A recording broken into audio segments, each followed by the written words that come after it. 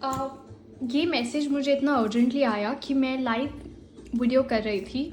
मुझे live video मेरी and करनी पड़ी क्योंकि मेरे को ये आ रहा था कि this has to be a video.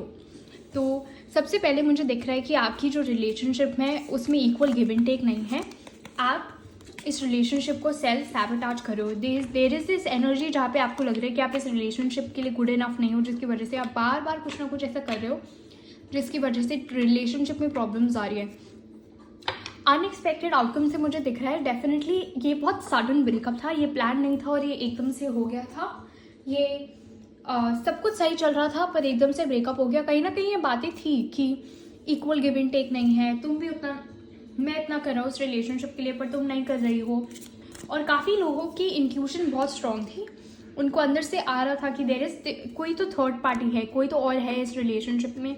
पर आपने बहुत ट्राई भी करा कि आप रिसर्च करो, पता करो, पर हर बार इट वाज लाइक आप फेल हो रहे थे कि मतलब आई एम सो श्योर कि इस रिलेशनशिप में थर्ड पार्टी है पर मैं पता नहीं लगा पा रहा वो थर्ड पार्टी क्यों है। तो they were often things that got in the way of others. ये थर्ड पार्टी काम हो सकता है, लोग हो सकते हैं, पर कुछ था जो आपको आपकी गट फीलिंग को पता था, आपकी इंट्यूशन को पता था कि there someone definitely there something more in this relationship.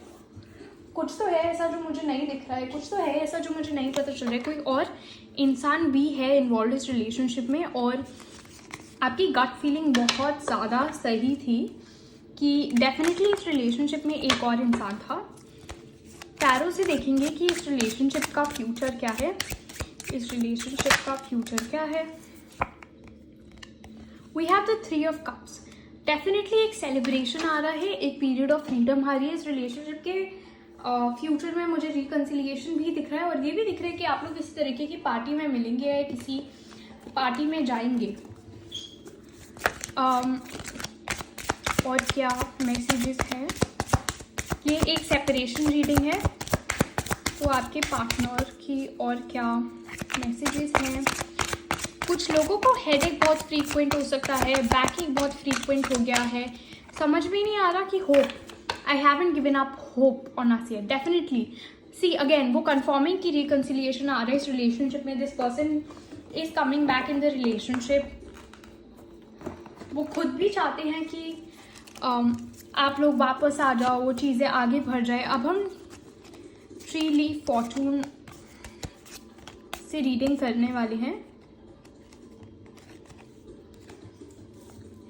3 leaf Fortune से देखते हैं कि और क्या मैसेजेस आ रहे हैं आपकी इस नो कॉन्टैक्ट सिचुएशन रिलेशनशिप में। What is the future of this relationship.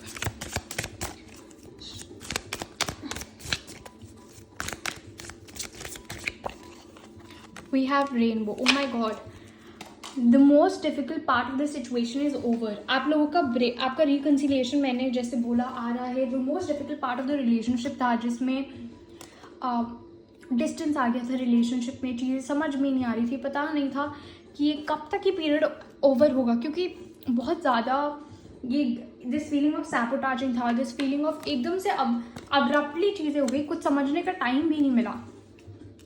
We have the parrot.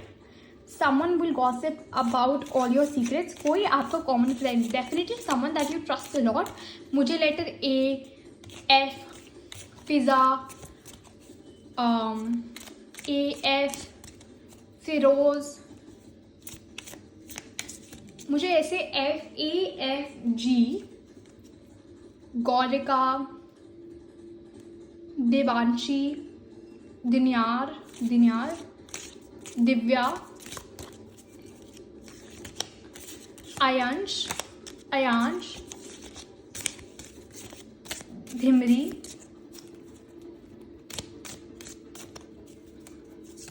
Kota.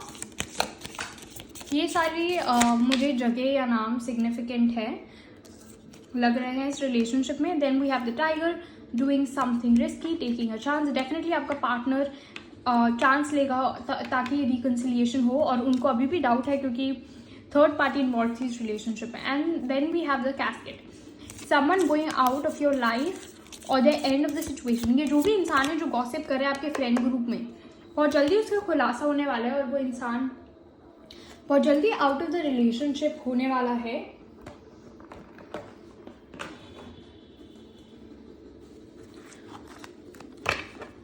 हम लिखेंगे और क्या मैसेजेस है इस फाइल के लिए इस नो कॉन्टैक्ट सिचुएशन में. So we have the ace of wands, again reconciliation. Long distance relationship में कम बैक हो रहा है. ये person will come and talk to you. With the page of pentacles, बहुत लोगों की जॉब लग रही है.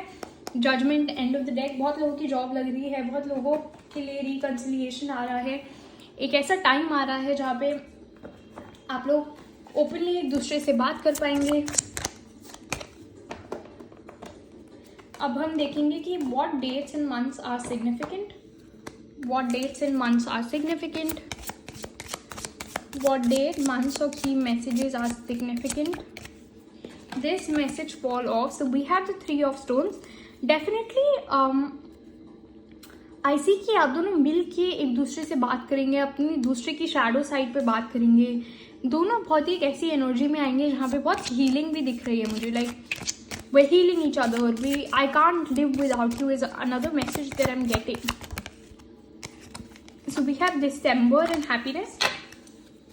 So it's November right now. This is definitely a timeless reading. तो एक महीने के अंदर या विंटर सीजन में मुझे कमबैक दिख रहा है. कुछ लोगों के लिए ये लेस देन 15 डेज भी हो सकता है.